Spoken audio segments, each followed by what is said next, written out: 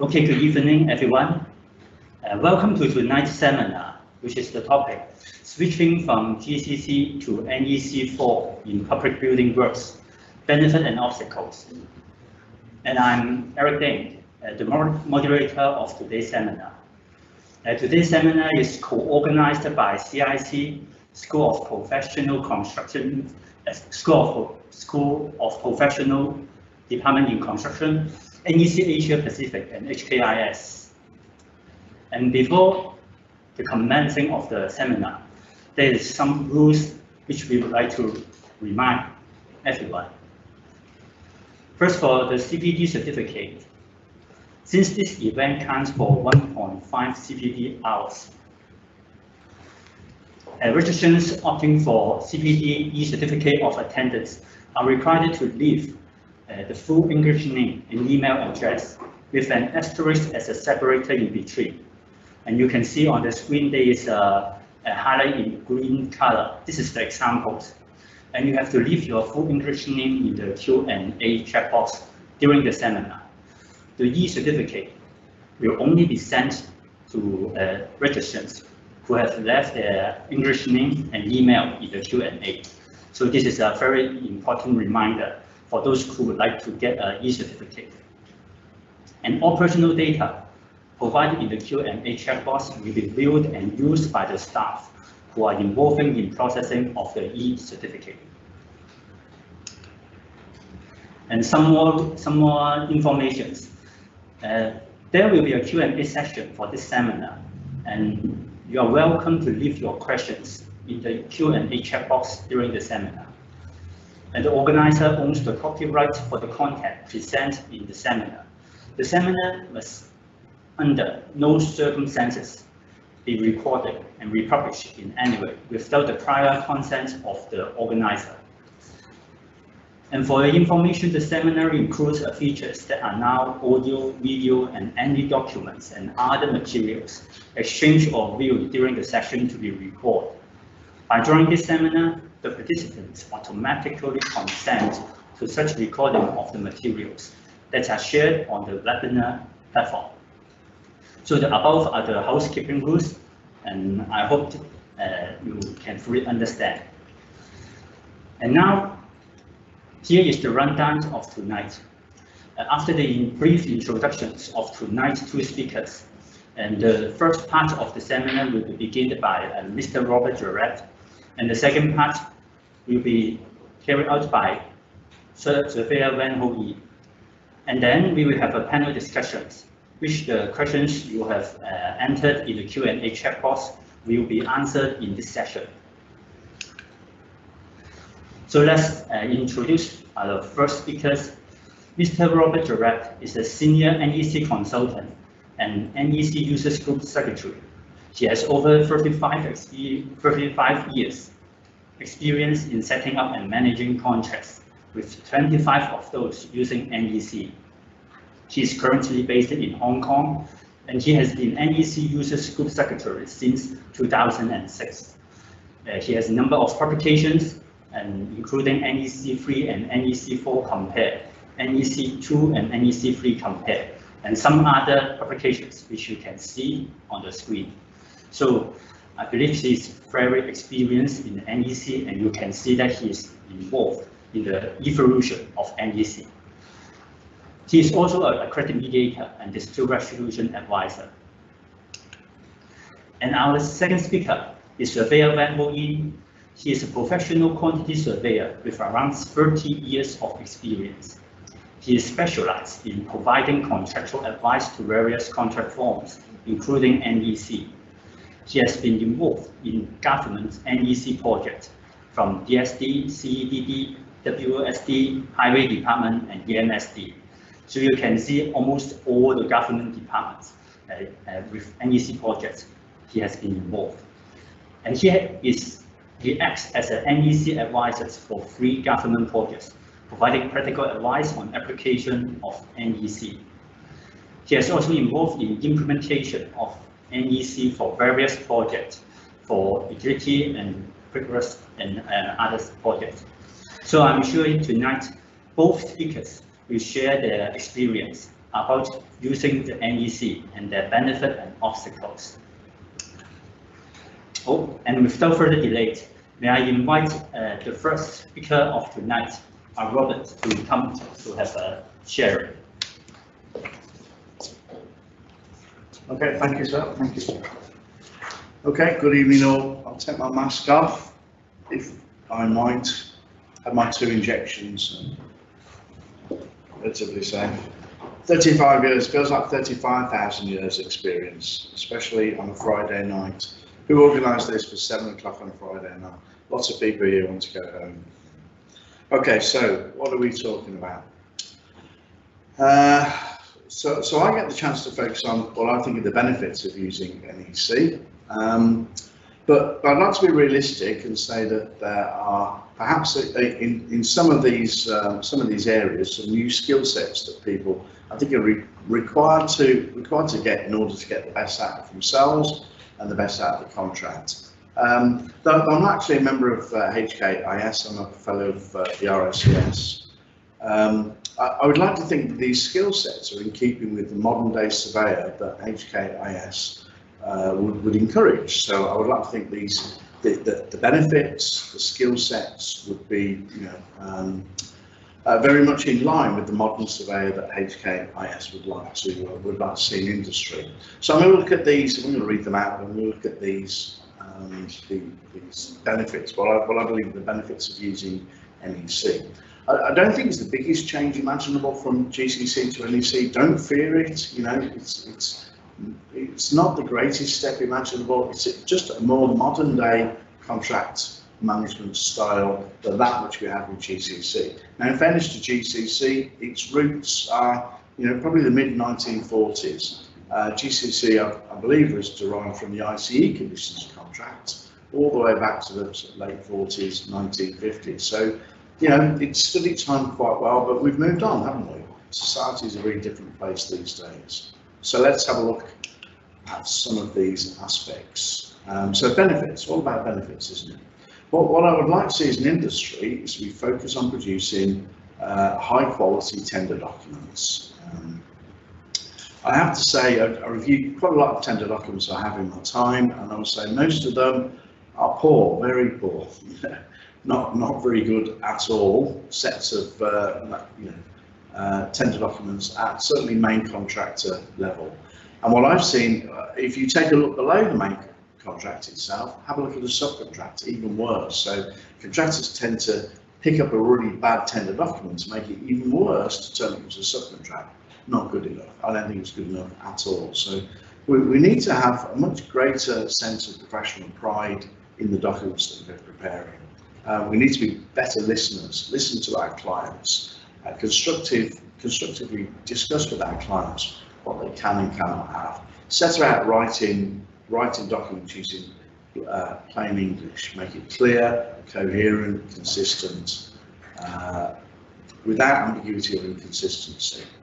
So what do NEC contracts bring to the table? Well, we don't tell you how to prepare a tender document as such. We're not mandating that, but we do have some really good templates for preparing a high quality scope and a high quality sort of contract data. The contract data, think of that as being sort of recitals, the appendix to the form of tender with other forms of contract. So I think we put some really good templates in place, and through the guidance notes, encourage you how to complete them comprehensively. So my plea would be use them, look at the guidance, understand how to fill in the scope, understand how to fill in the contract data. So the right prompts, the right questions are all found within these templates. So do have a look, there are different contracts, but have a look at the NEC4 Engineering and Construction Contract User Guide Volume 2. Not very snappy titles, are they? But that document shows a really good scope template with prompts, and we need to produce much better tender documents. So do we need some new skill sets for this? Well, how many of us can write in plain English? I cannot, so I am English, but can I write in plain English? No, I cannot. So I have a certain skill, I think it's a skill. I can review your tender document, tell you how bad it is. Can I write it really well in the first place? I don't think I can, no. So But we need to learn that skill. Surely we need to use the most clearest words imaginable. Most clearest. I'll probably be told that is not plain English. You can see my problems, can't you? So learn how to use plain English. Fill yourself full of pride. Produce that fantastic tender document that you are actually proud of. I would actually do away with QA forms prepared by, reviewed by, approved by. I don't believe in that approach. So the approach I would take is that I am professionally proud of this tender document. If you cannot sign up to that, it doesn't go out the door. So step up in terms of professionalism. Produce those high quality tender documents. Okay, if it takes an extra week, it takes an extra week.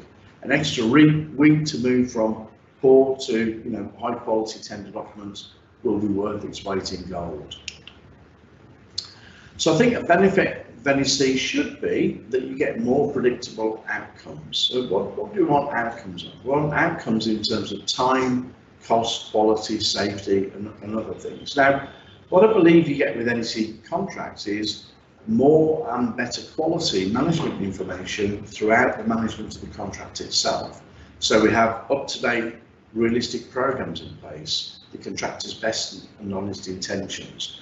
We have a robust approach to change management in conversation process. We have honesty in good time through the early warning process of things that could threaten the project in terms of time, cost and quality. We have for certain, so that says main options, that's a spelling mistake from me, main options. Certain main options, we have a regular requirement to report a forecast of defined cost for the whole of the works. And we have through X12 and X20 any key performance indicators, reports from the contractor on whether or not they believe they will hit the target, and if they don't, what they will do about hitting that target. Okay, but all this good, high quality management information is coming through, but you have to be intelligent in what you do with it. So what can you do? If the program is not good, if there's massive conversation events that you're not dealing with, early warnings you're ignoring, forecast of defined costs that you are ignoring, if you're basically sticking your head in the bucket of sand and doing nothing, then the project will have problems. So the NEC contractors aren't fixing these problems for you. If your program is problematic, if planned completion is starting to creak and go past the completion date, if early warnings, lots of issues are coming to the fore, then we have problems, don't we? And we need to upskill to deal with all of these things, all of this management information that is coming our way to NEC contracts. So my opinion is you're as good as your scope. Go back to the last slide. We need to produce very good scopes. Now, I've seen lump sum contracts that have basically doubled in value, NEC as well as GCC. Now, why is that? Because we get the starting point wrong. The scope is not good enough to begin with. Our program will represent the original scope. So if we double our scope, we will double the program, double the cost, double everything. So we need that really good starting point, which is the scope. Other tools that I think we need to think about, even in the world of NEC, maybe they should introduce this in future amendments or future issues. Things like earned value analysis or trending. I can't actually see the bottom of that next slide. Forgive me. All of the above.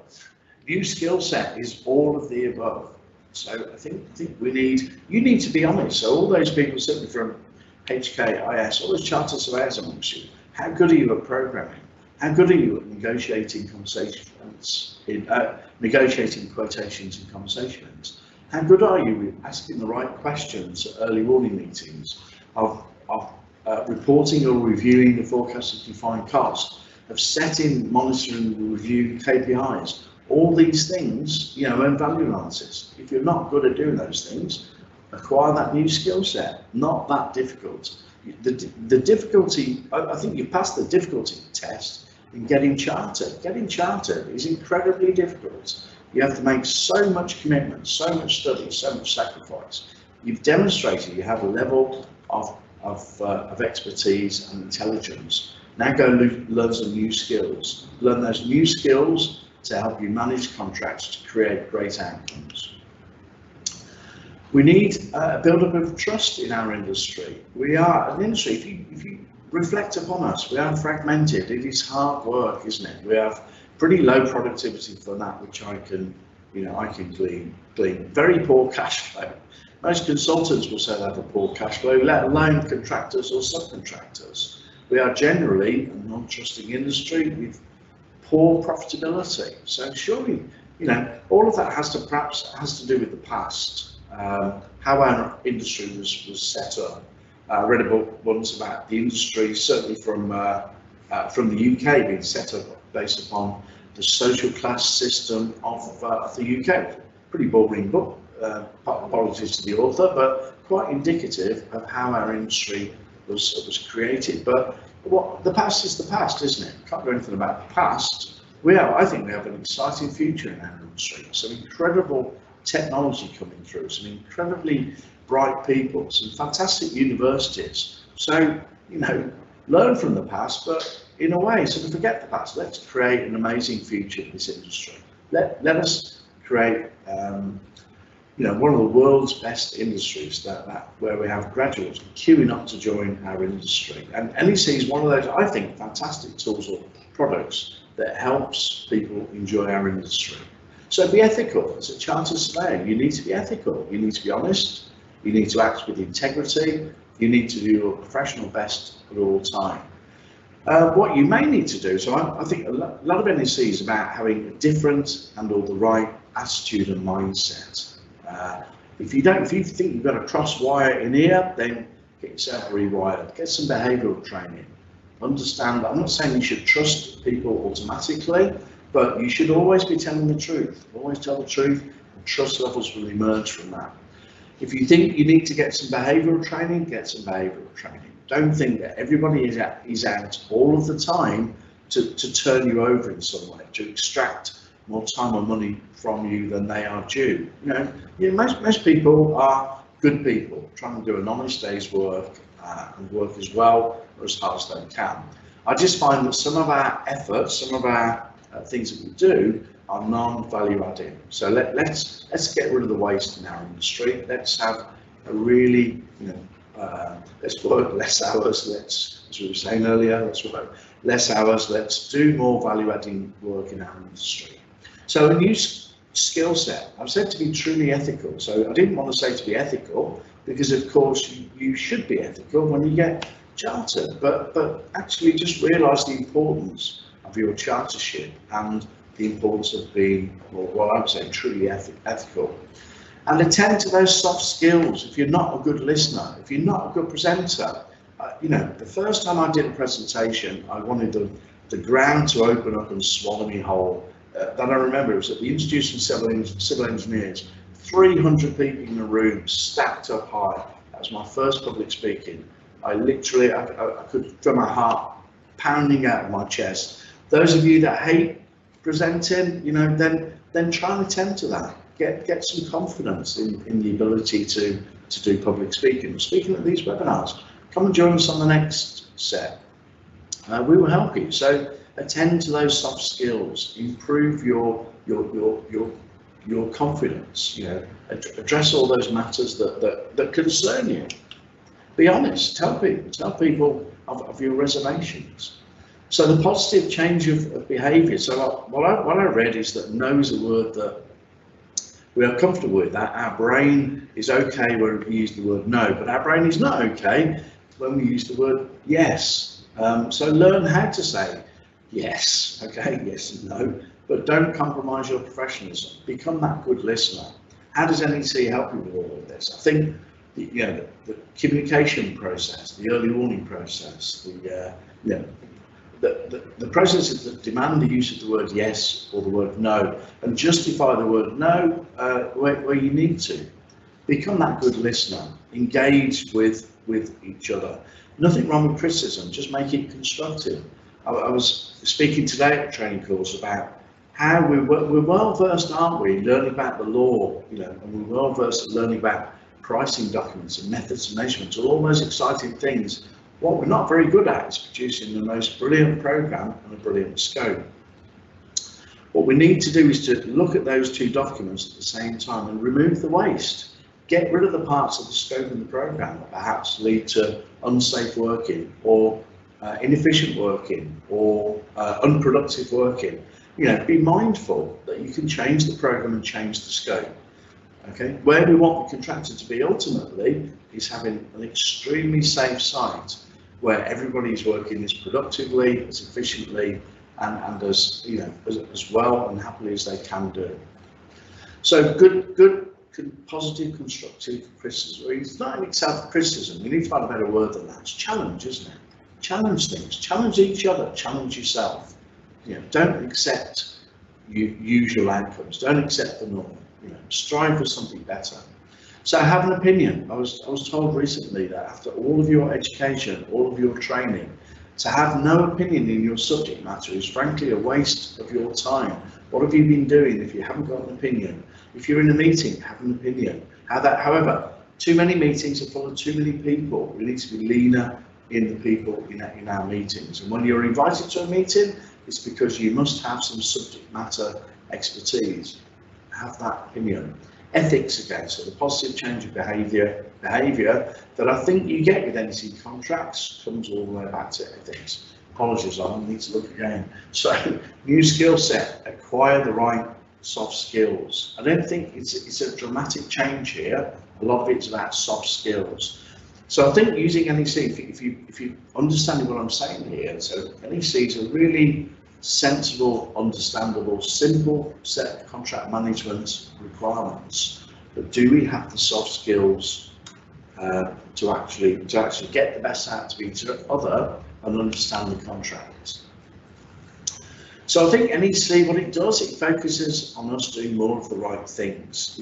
I do not like those contracts that say, contractor says, oh, there's a problem here with ground conditions. And the contract says, write me a full report and tell me what you're going to do to fix all those problems. What a load of rubbish. That's utterly outdated, isn't it?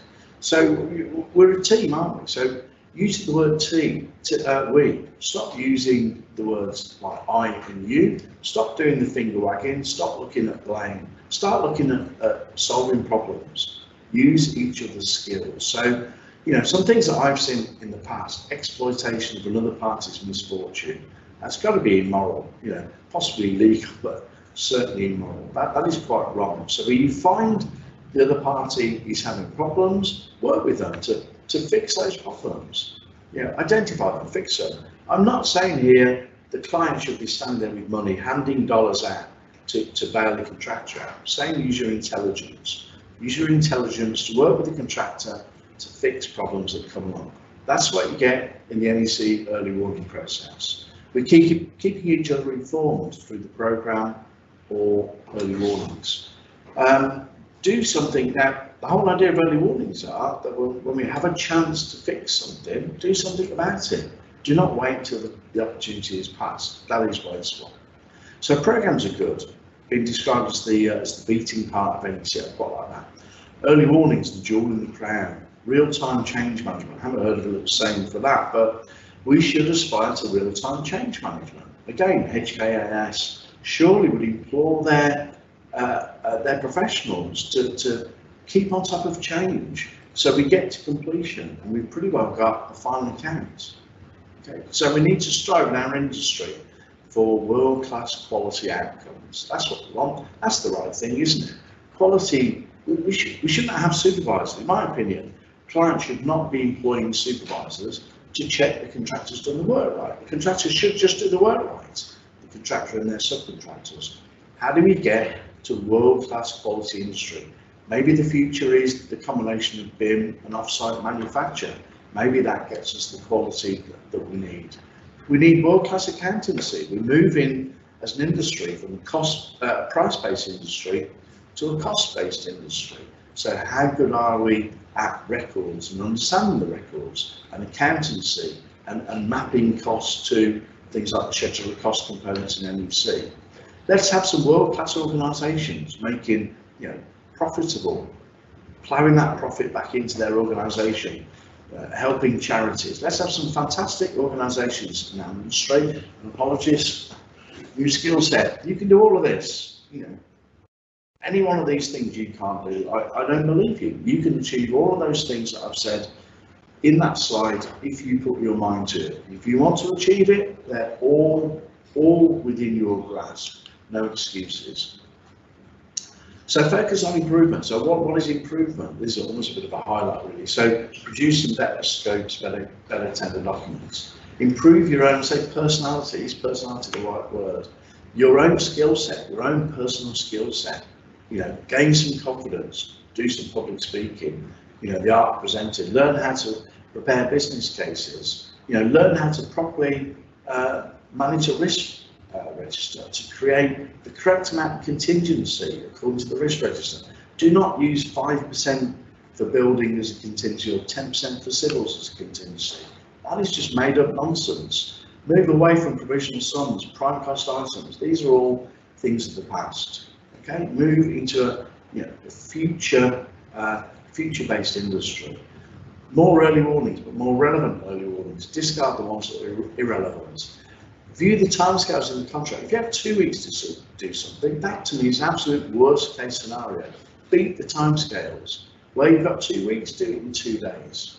Okay. In fact, even better. I wrote an article. If everybody wants a copy, ask me. But in our NEC newsletter, have a look at the website neccontract.com. Have a look at some of the newsletters. One I think was last quarter was about a Mark II project manager. A Mark I project manager does everything asked of them in the contract. How many of us honestly do that? A Mark II project manager smashes all those obligations and timescales. In fact, when something is submitted, they accept it straight away. Why? Because they've had input into the preparation of that deliverable. More regular programs. Let's have better programs, more regular, with more of them being accepted. Let's encourage contractor proposals to change the scope. Ideally, if you're doing early contractor involvement, this should happen in the first stage. But if not, then encourage contractor proposals. But be quick with them. Be very quick to understand the benefits or not of a contractor proposal. Those proposals could come in via value engineering proposals or whole life benefits. Whichever it is, be as quick as you can in identifying the benefits and the acceptability of that change. Let's strive for completion. The completion that the contractor strives for on or before the completion date is just that, everything. No outstanding works, no defects, done. Fantastic job done, no defects, no outstanding works. Let us get to completion with a near final cap. All of these things you can do with NEC contracts if you apply your mind to it. New skill set, speed things up. Don't gamble, don't guess. Discard things that are less important. So try and speed up processes. Try and work with the contractor to help the contractor spend less time and therefore less money. What's the one of decision making? Another soft skill, learn the art of decision making. Quite a lot of people I know do not like to make decisions. Do not put that in the position then. Do not have them as a project manager if they do not like making decisions. Okay, so learn the art of decision making. A couple more slides I think I've done. Nobody's telling me to speed up, so I think I'm okay. Better communicating. Read, understand, apply clause 13. Learn how the contract expects you to communicate, i.e. no verbal instructions, no confirmation of verbal instructions. Despite what other people think, do not use technical queries or RFIs, requests for information. You are bypassing the contract. You are acting outside of the contract. I'm not saying you're breaching the contract. You're doing something different that's not in the contract. TQs and RFIs are usually flagging up a problem. That problem should be through the early warning process. Now I agree, we don't want to clock up the early warning process with teeny tiny little TQs and RFIs. So we need to, I personally think, push them through the early warning process and divert them to either technical people or to the project manager. But be careful, acting outside of the contract leaves you in no man's land. If an RFI does not get answered in time, you will say, oh, that's cost me time and money. Well, you didn't notify an early warning, I'm afraid, so you have problems if you rely upon TQs or RFIs to demonstrate some sort of contractual entitlement. These are old-fashioned stuff, aren't they? CVI is old-fashioned, TQs old-fashioned, RFI is old-fashioned. Let's move on. Let's create a much better, ideally cloud-based communication system. Look at some of the cloud-based contract management solutions out there. A number of organisations I'm sure would love to tell you about their fantastic processes and products that will help you manage contracts better. Better communicating will help us all with auditability and transparency. What have we got to hide?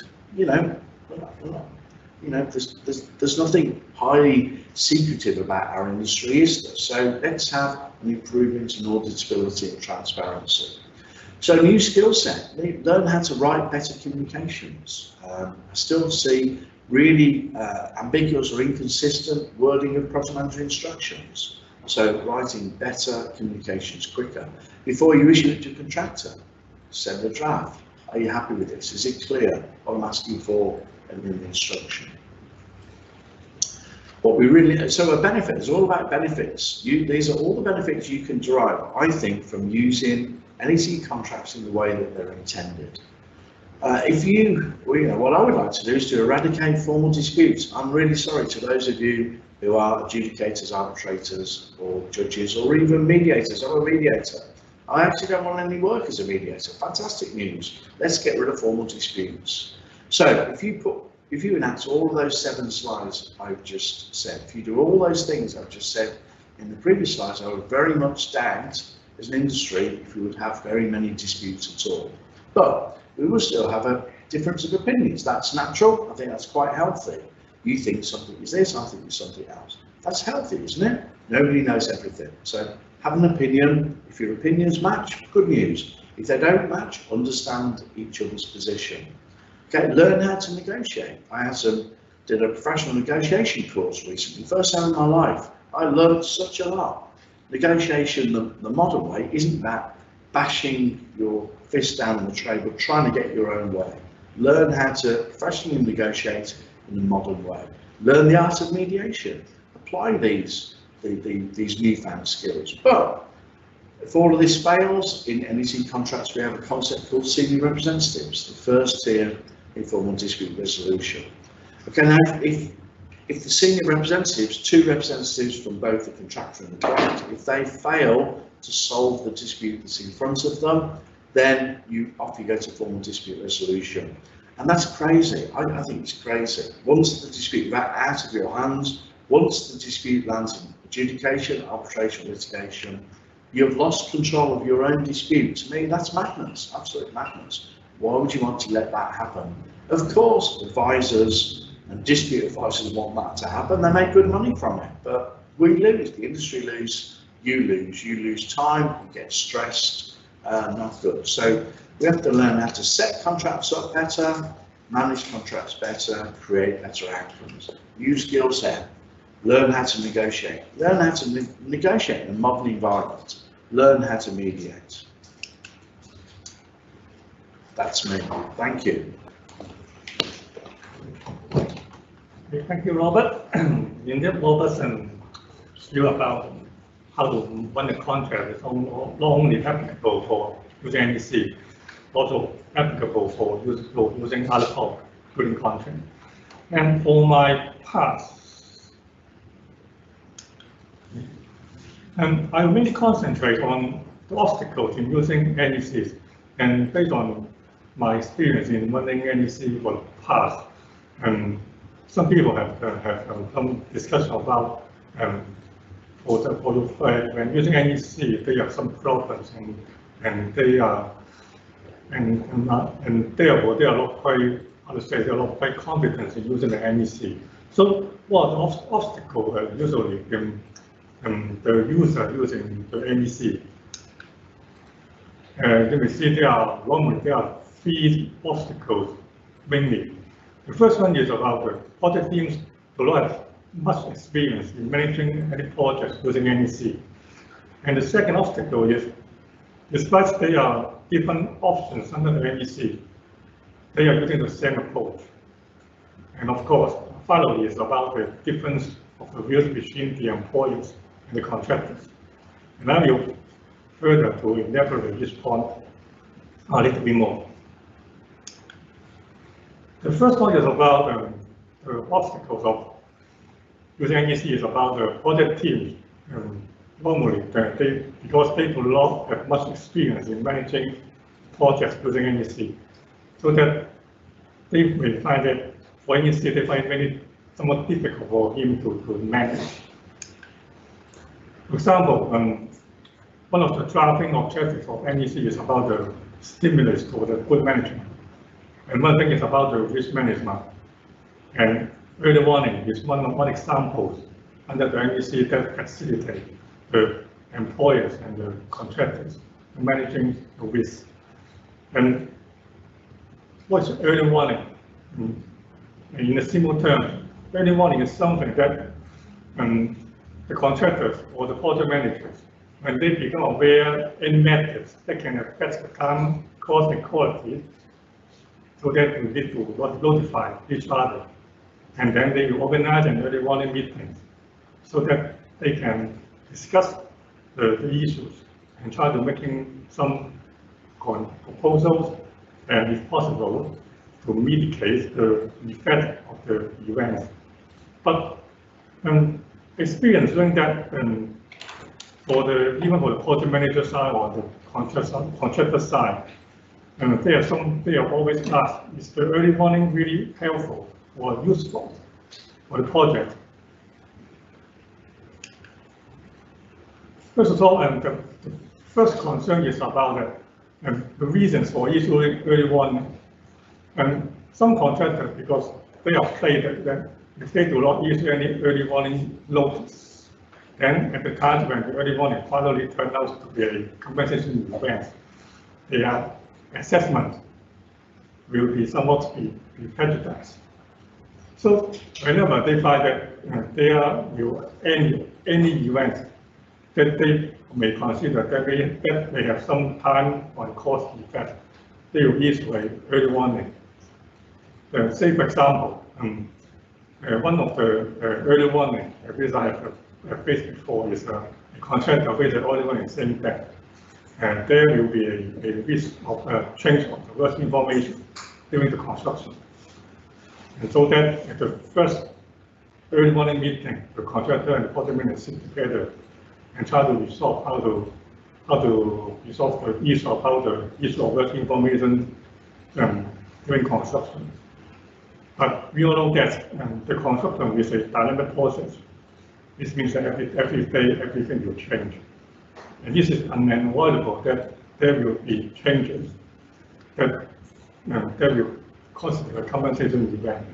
So at the end of the day, both the contractors and the project manager cannot come up with any solutions so that to mitigate the effect of such early warning.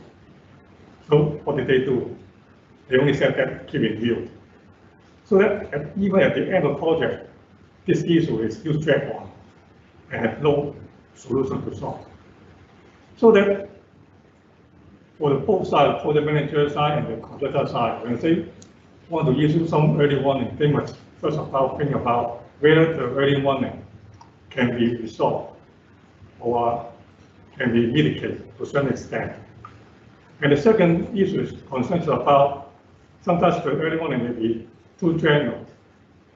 So that if it is not project specific something, and it may not have any solution.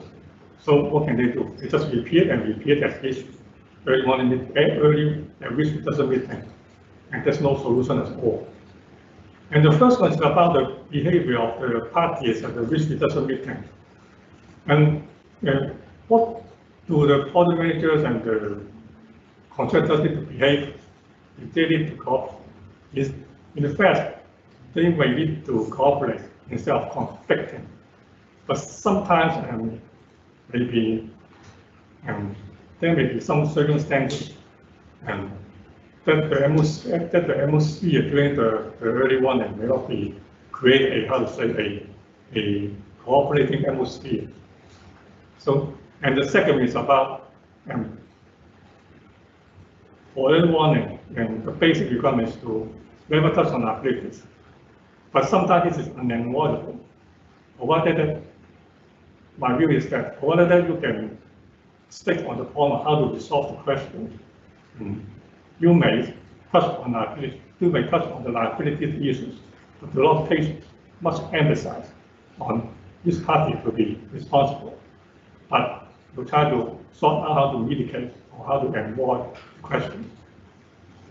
And the following is what if the action appears at which resource meeting, but there is no action by others. This is another concern that both parties find that sometimes the early warning meeting, the risk resource meeting will not be helpful, because at the end of the meeting, instead of, even though the project manager may mark down the mitigating action, no one will take it. So what do they do? They just repeat and each subsequent and risk resource meeting.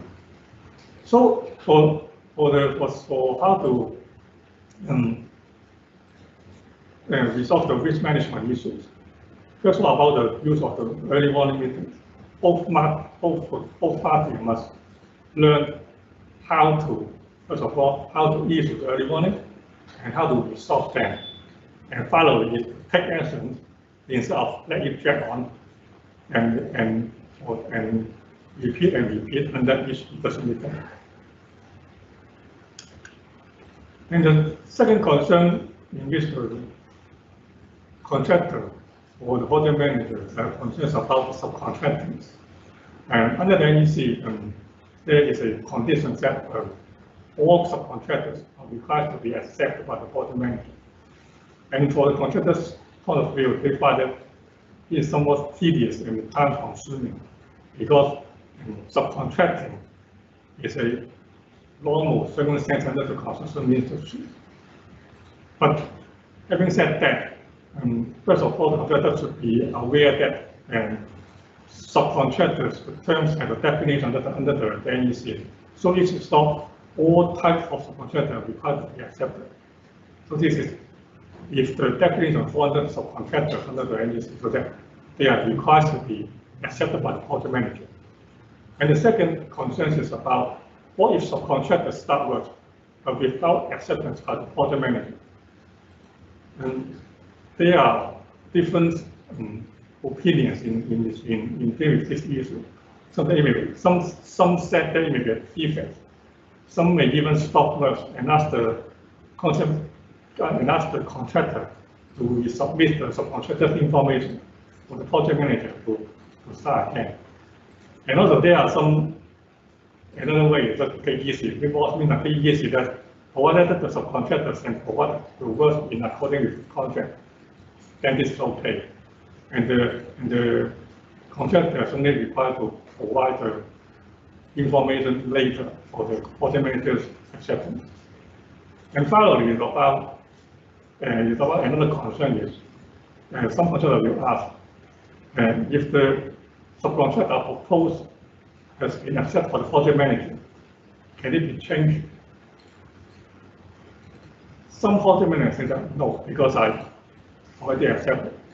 Provided that you have a strong opinion, or provided that you can prove that your replacement subcontractor can provide better quality of work, I will not allow you to say. But is it the real use of hope? This is what the project manager needs to think about it. Another obstacle in using NEC is, I think that the majority of projects now using NEC have the same problems about the program. And as we all know, the program requirement under the NEC is much more detailed in comparing with GCC. And under the program, it provides lots of information for the project manager for the acceptance. So first of all, it's about the difficulty in accepting the first program. And as an NEC advisor, I always advise the project manager and the contractor need to work together in preparing the first program. But normally, it is the contractor who prepares the first program and then send to the project manager for the acceptance without any communication. So that there's always a different views about the, say, for example, the program presentation, and about the duration of these activities or something. So that there will long drag on about the program. And the second concern is about the attitude in assessing programs.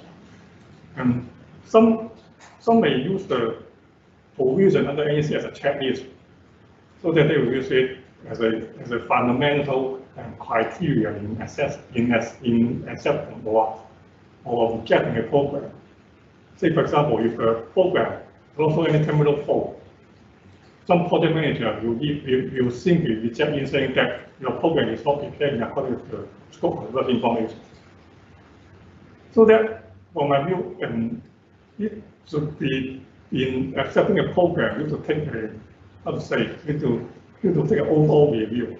Provided the program is satisfied, provided satisfied the project manager feel that the contractor knows what he is doing and what he plans to work, and if he is planned in a logical way, they need to accept it.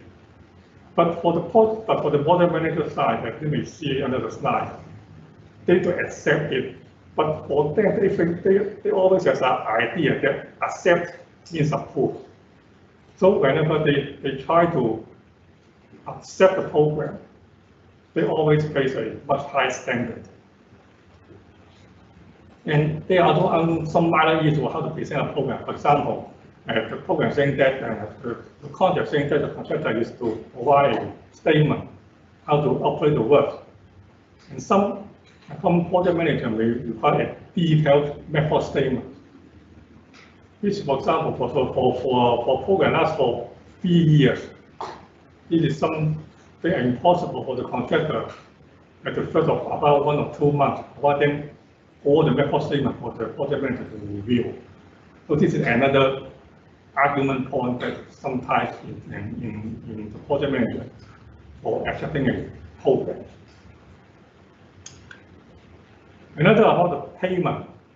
And for the payment, it is particular concern under the target cost contract, which often C, or under also the cost reimbursement contract.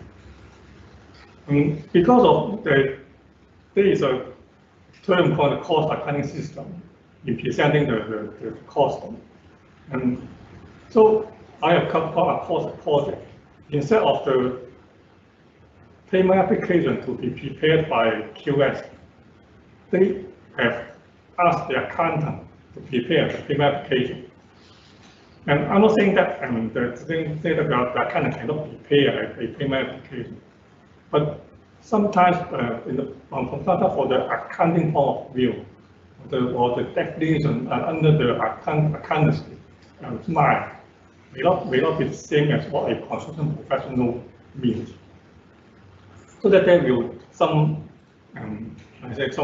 mismatch or some misunderstanding about how to allocate the different costs, and then both the contractor and the project manager need to spend time so that to tie in the cost information together. And the second one, of course, about some sensitive cost information. For the contractor side, they are reluctant to provide to the project manager for assessment. But even though they know that if they do not provide the same cost information, their cost is going to be immediately free.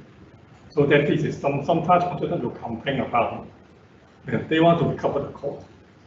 But due to the sake of maybe under the company procedure or even company, they are allowed to provide such cost information so that they can pull up about it. And the following is about the payment for compensations, which is not yet implemented. That argument then follows. To the project manager need to pay or not pay, even though the event has been under this one has been completed. And if the compensation have not yet implemented, for example, under option 8B, the contractor may get nothing. So then there may be some cash flow issue. So sometimes the contractor may ask the project manager to speed up the assessment compensation event so that to get implemented as early as possible. But for option C, D, and the effect is much somewhat lesser because they are paid under defined cost approach.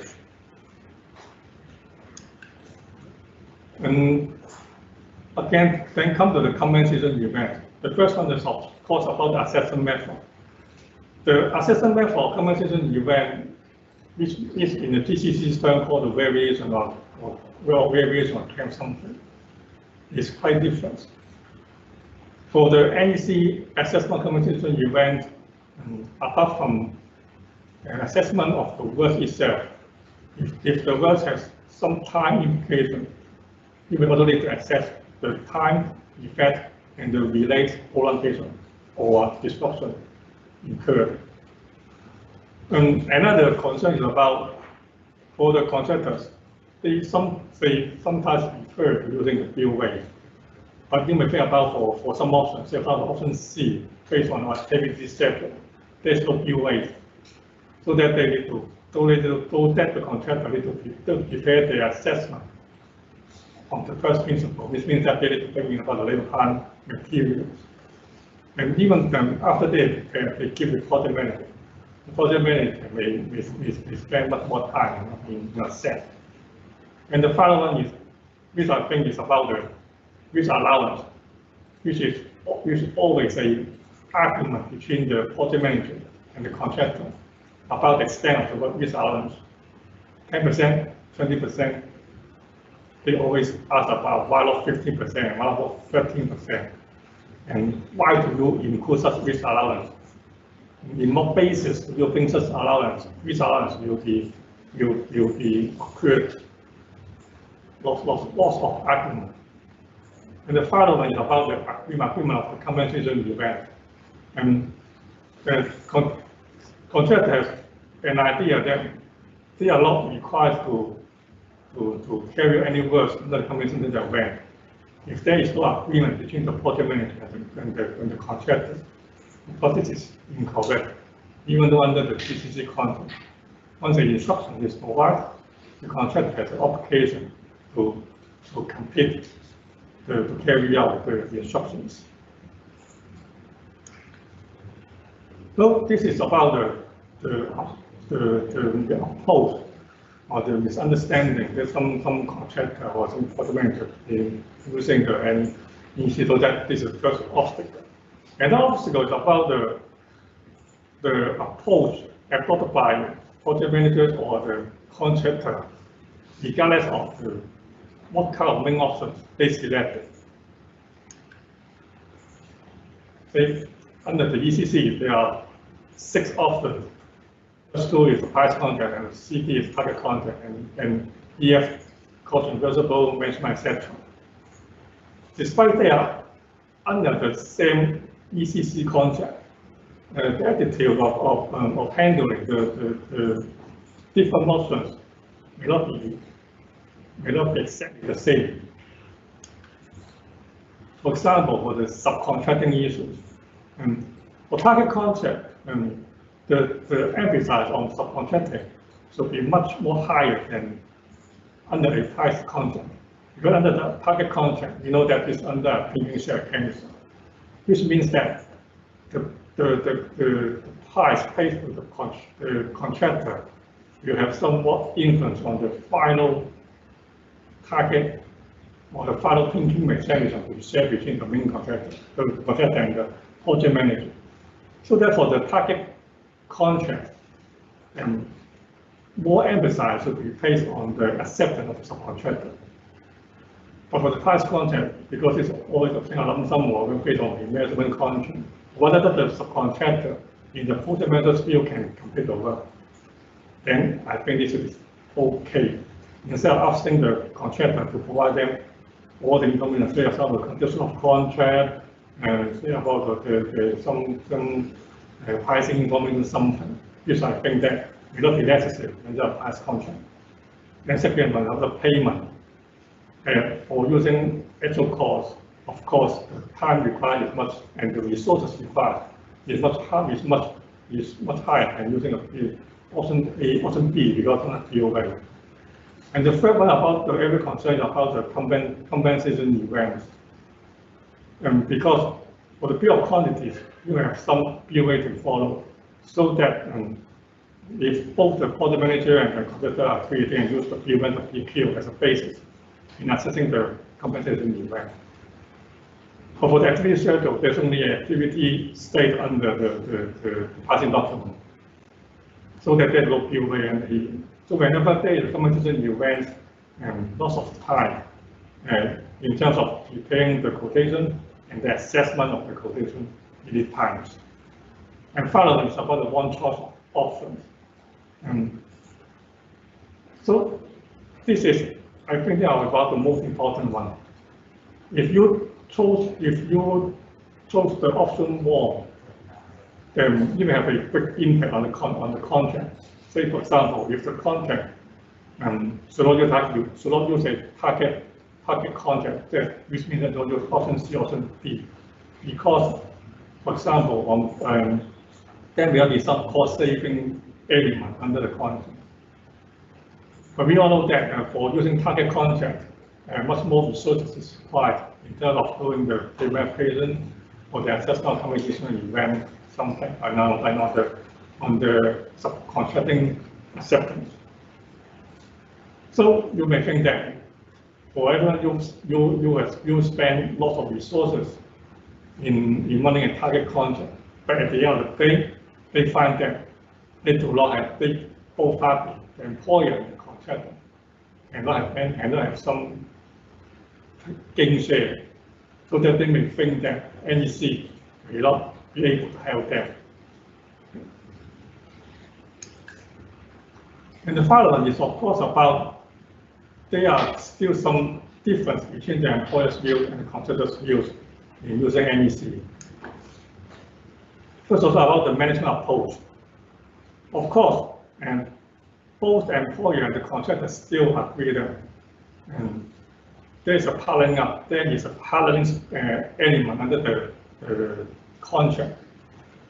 And for the employer's view, they are willing to have a collaborative management, so that we're working towards a common goal. But for the contractor's view, the first one they think about is not about the collaborative management, it's about their business, how they can maximize their profit. So if the project at the start, the contractor find that they may lose money, they may not be eager to have some collaborative management. Instead, they may find ways just to increase or try to recap the profit back. And the second one is about the reasons difference.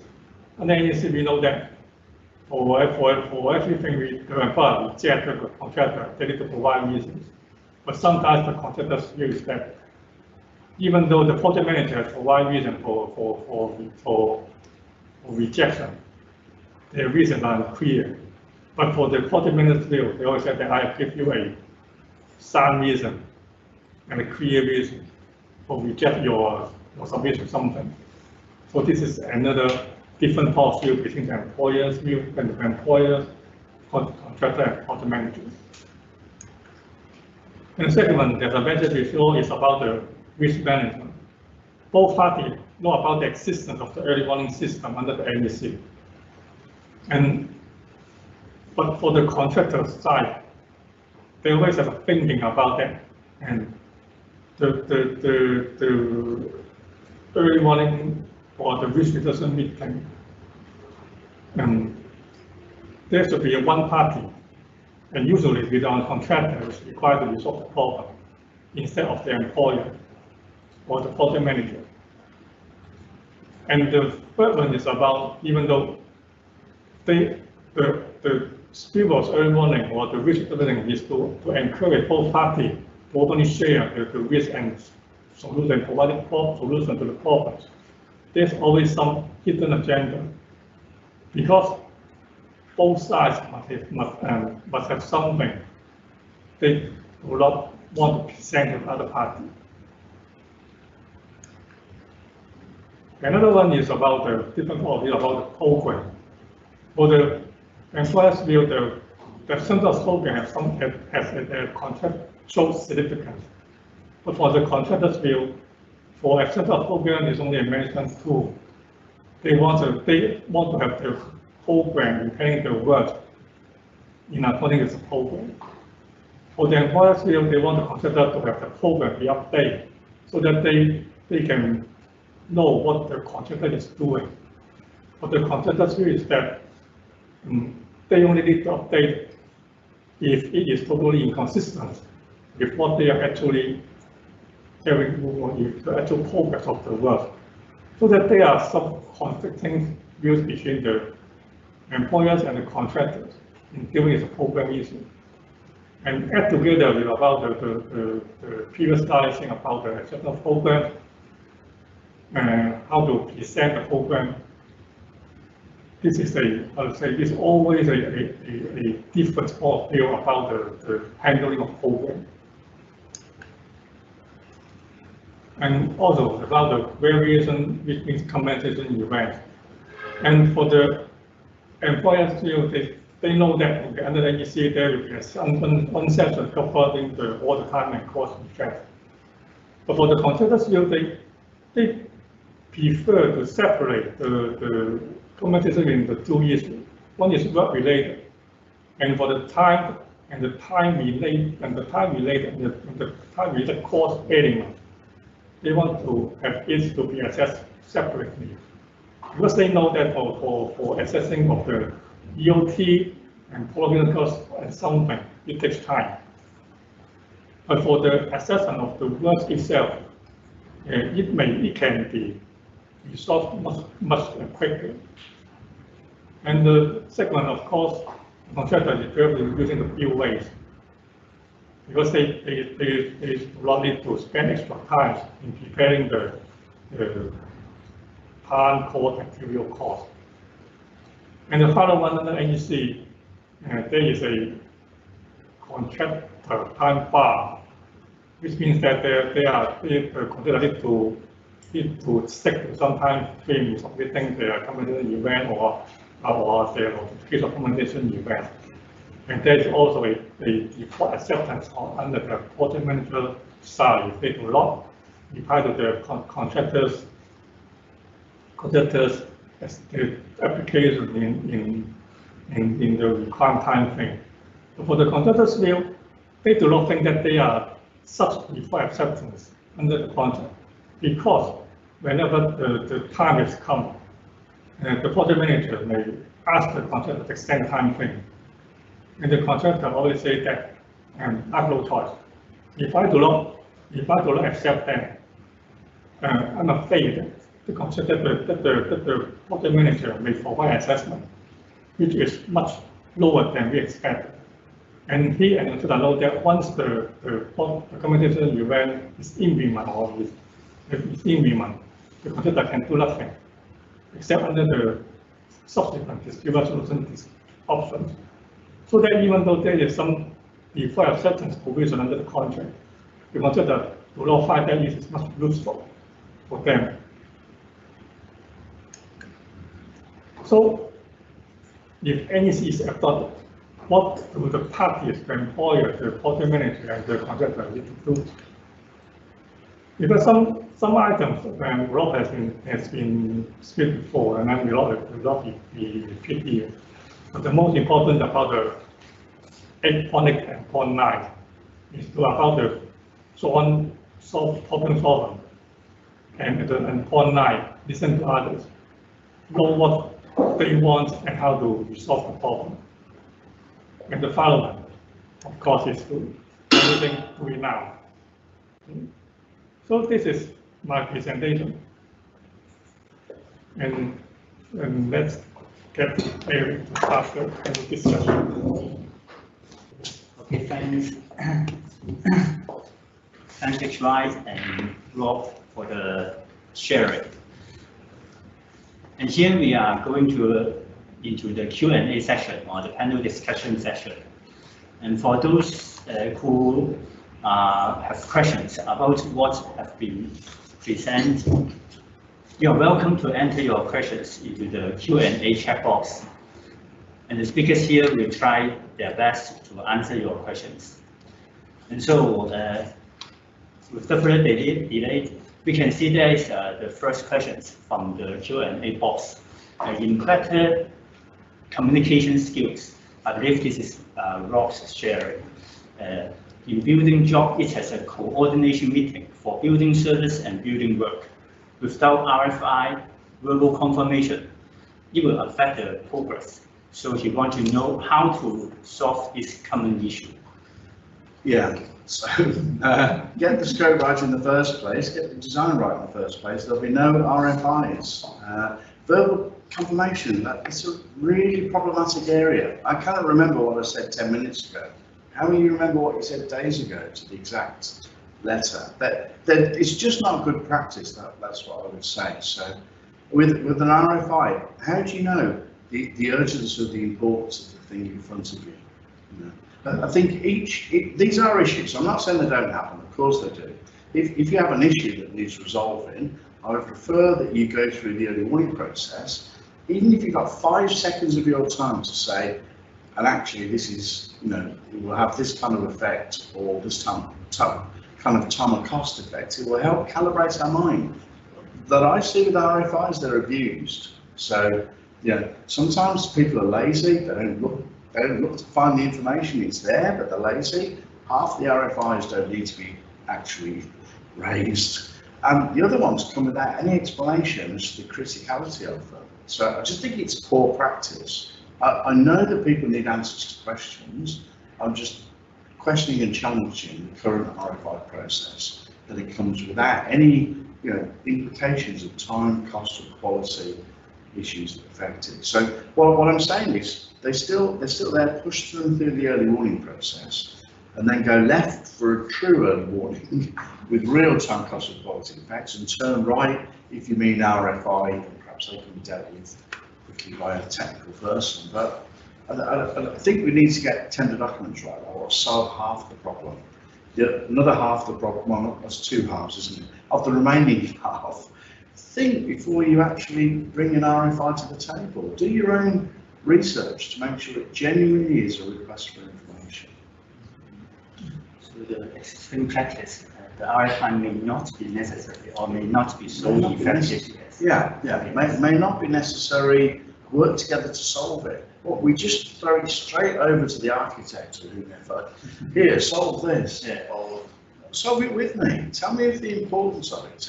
You 2 minds are better than 1. So I just think it's a lazy way of throwing the problem back to probably the originator. Probably, if it is the architect, they caused the problem in the first place. But let's work with them to solve the problem. Okay, here comes another question. This audience said that I do agree, if all parties in the contract cooperate and trust each other well, NEC will be very effective contracts. But the real problem is that how to promote the trust among the parties. Say some of the consultant engineer always thinks that whatever the contractor say must be a lie. A very poor experience. Maybe true. Yeah. So the employer may think why the contractor says some suggestions only because he can get more money. So how to change the party's mindset? It takes time, does it? So I've got this in front of me because I cannot see that. Age thing. So how do you change the mindset?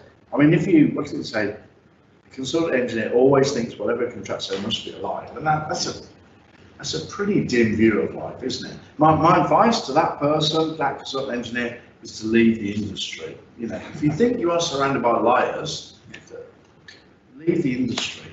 Because that must be depressing. If I thought everybody around me lied all the time, that would be really depressing, soul destroying. So it can't be true, can it? Now, do people always lie? Not in my experience. Do they hold back the truth? Yes, that's the frustrating bit. So I think how close is a lie to holding back the truth? Neither is good. Neither is good. I don't want people lying to me, that will cause a problem. But I also don't want people holding back the truth. If we know what the truth is, it will give us a chance of finding a solution to the problem. So learn to be ethical. Understand your ethical obligations. You got chartered, whether you're through HKIS or whatever. You've sworn an oath, that allegiance to act ethically. And one of the main aspects of ethical acting is to be honest. So again, if you don't want to be honest, go into another industry. Leave our industry. We surely want, hardworking, intelligent, nice, honourable, honest-speaking people. So I think it's an individual thing. Look in the mirror. If you are a habitual liar, then you have problems in life, let alone the construction industry. The workplace expects you to tell the truth. Whoever these contractors are that person says they lie, look at that contractor's website. They will say we have honourable people who are ethical and tell the truth. So let's call it out. Trust, I think, comes over time. So do we trust each other when we first met? I don't think so. I don't think you can automatically trust somebody. But if we just keep telling the truth, having an opinion over time, our trust levels will emerge. So I'm not expecting trust to happen like that. But I do expect us to be honourable, honest and professional. And that will build the trust levels. And that's what we want, isn't it? Ultimately, go back to the first question, with the RFI, I want to be able to say, by when do you need this information? Genuinely, most people say, Friday, but they really mean the Friday after. Tell the truth, And would it be a problem if it was the Friday after that? Well, not really, but just tell the truth. Yeah. So the trust do not develop overnight. It takes time to. It takes time. Yes. Yes. What we have to do is to perform ourselves in a professional way, in an ethical way. So that's what I say. So have something about you. I'm not sitting very straight. Sit up straight. Put your back up. Have something about you, that inner strength. Professionalism. Tell the truth. Be professional pride. All those things that you were saying earlier. Be proud to be chartered, and that comes with responsibility. And one of those things is to act honestly. Okay. Here comes our next question. Could the early warning to general items be deleted in later reports or register? What does that question mean? Because there are sometimes they give an early warning. I think that both parties cannot be mitigated or even without the resolved. Say for one example I've given before is, let's just say that a risk is about the change of that information in construction, which is too general. And even though this is a risk, you cannot mitigate because under a construction contract, there's always a change of first information. Yeah. So that at the end of the day, when they just put in keywords, keep in view. Yeah. I think one of the problems we have with programs, early warnings, and conversations right now is the starting point is poor. In NEC4 scope. The scope is not written well enough. So the reason we have too many problems with the program, with conversations, too many early warnings, is because of the poor starting point. So it is about slowing up that little bit and improving, the high quality of tender documents that we should aspire to produce for our clients. We owe our clients a duty of, high professionalism. We charge quite a lot of money, so we should have, pretty amazing tender documents that we are professionally proud of. If we can sort that out, I think you will see better programs, more sensible prices, less conversation events, less early warnings. I have seen it where the scope is effectively doubled, and that's all. The NEC doesn't work very well, but actually the starting point was so bad that the NEC machinery cannot cope with 5 early warnings a day, 5 instructions a day, 5 conversation events a day. You will just blow the machinery. Okay, the next question is about your view on NEC, because there are quite a lot of difference between the use of GCC and NEC4, which the audience asks about is whether the employer and the contractor should be aware of what kind of difference that you would like to highlight to them. What the significant difference between GCC and NEC4? I think the two processes I would highlight in terms of contract management are the program and the early warning process, neither of which, frankly, feature in GCC. I don't think the drafters believe in the program, the benefits of the program. And when I first started in the industry using contracts equivalent to GCC, the first time I saw a program was after the job was finished, when it was used as a claims device. So I don't think the drafters have any belief in the contractors program. Go back to the earlier one about the contractors always lying. You know, there's mischief in contractors programs. Go back 30 years ago, maybe there's mischief in contractors programs. But come on, I think what's done is done. Let's look forward. Let's realise the benefit of a really good program. Now, they're not perfect programs, but they should be the best and honest intentions of a contractor. So let's help the contractor produce great programs. Particularly in the public sector, they're spending our money. The taxes that we pay go to government, go back into the public sector. Everybody's spending taxpayers' money, so we need to spend that wisely. Not quite every dollar counts, but let's spend those tax dollars wisely. So I think that the two standout processes to me that are so different to GCC are the program and the early warning process. How about I try? For me, I will focus on about what's the difference between the GCC and NEC4. For example, I also want to point out about how to interpret NEC and GCC. You must, first of all, for NEC4, you must know about the purpose of every clause in the contract. Say, for example, the early warning. What's the purpose? Why do early warning need to include the contract? This is necessary.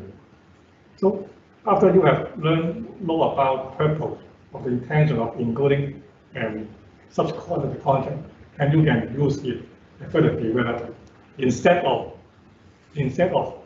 using it just to avoid, say for example, if I do not use early warning, if it finally comes to compensation event, my assessment will be penalized. Do not have such, illusion.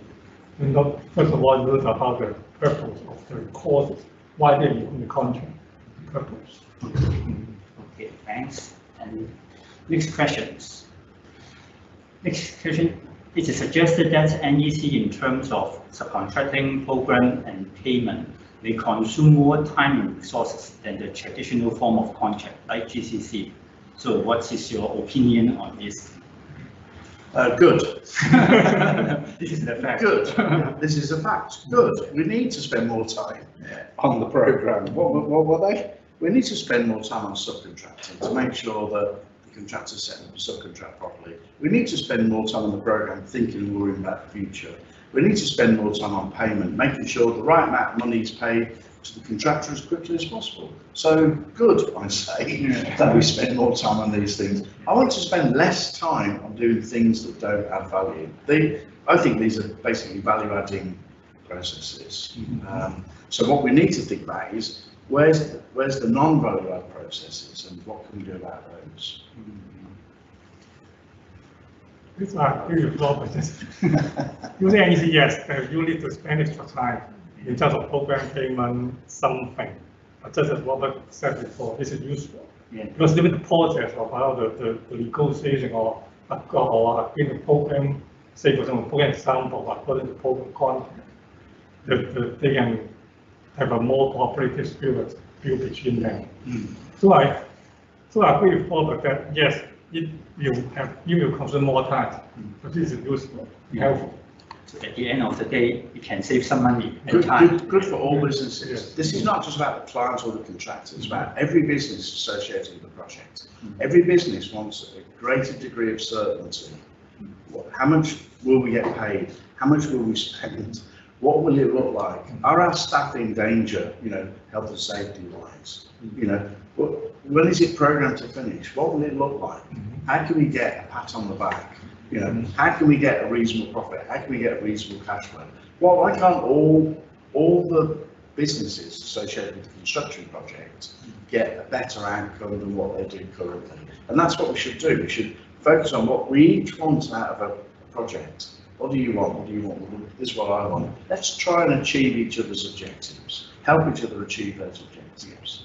So, of course, we're client focused. If there weren't clients, we wouldn't have an industry, would we? So, primarily, we are client focused, but we also have to look to the entire industry that is giving serving the needs of the clients. and recognise that, you know, and individually you need to work reasonable working hours, not crazy hours. We need to protect people from bullying, from, you know, harassment, from workplace problems, from stress, you know, mental health issues, all these things. I think we have a responsibility to make sure that we protect our workforce, our entire workforce, as best as we can. And nobody is subjected to, you know, any problems. How do we do that?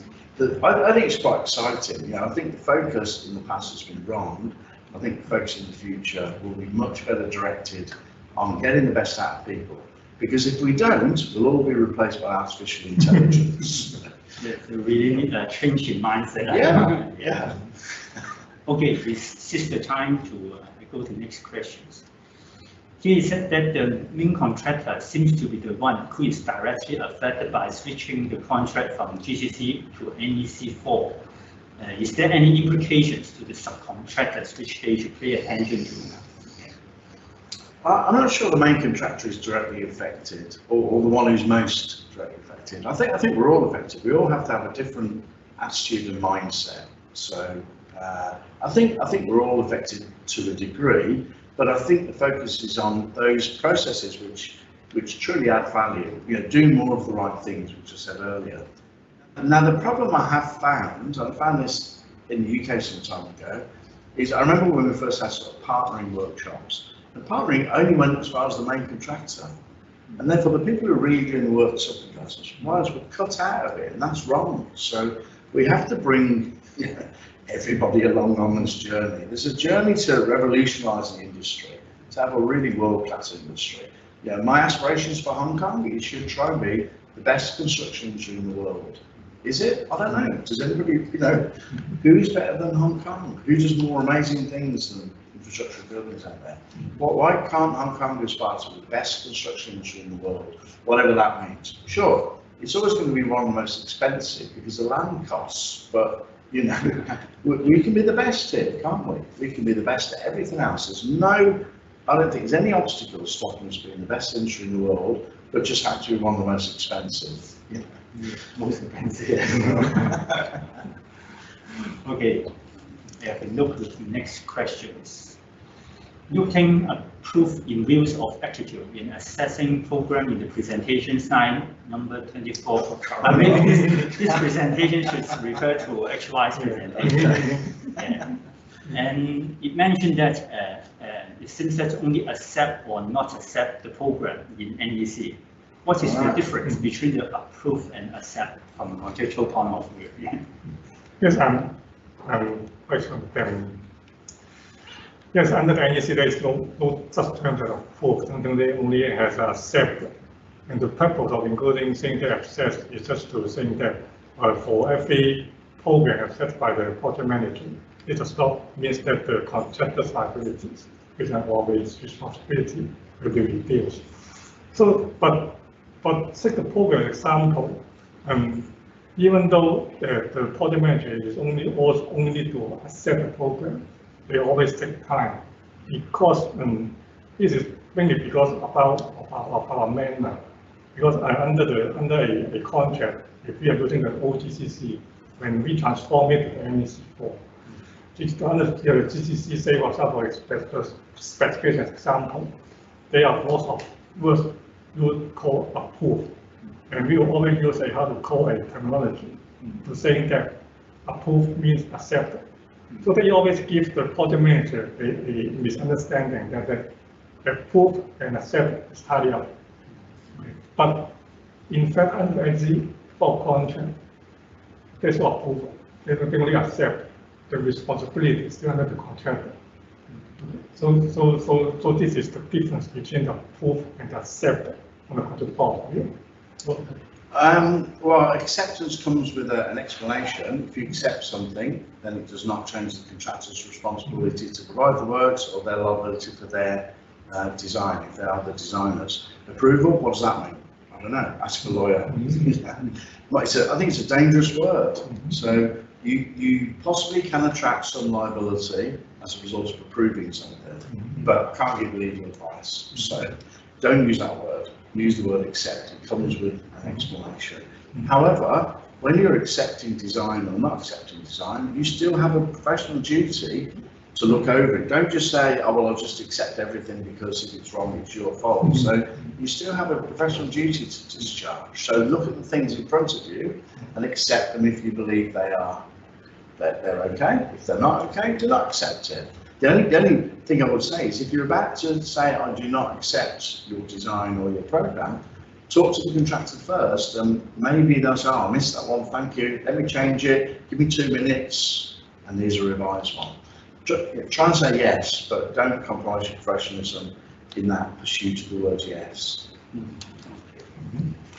I can see there are still couples of questions, but I know that we are running out of time. Yes, yes. But well, any other questions? So remember, if we miss any questions out, we will answer them next week and send them back. Yes, yes. We will still consolidate the questions and answer by the 2 speakers. Yeah. Oh, okay. That's us done then. Yes.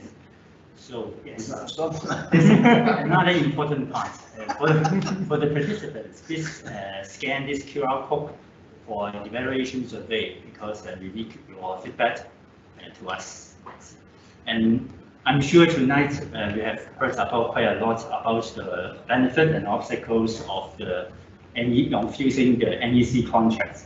And thank you both your sharing. And also, I know that this is the last section of NEC training, NEC series, which has been organized by NEC and CIC. So also thanks for your support all along. Yes, and also thanks for everyone who support organizing this seminar tonight. So good evening and see you all. Well done.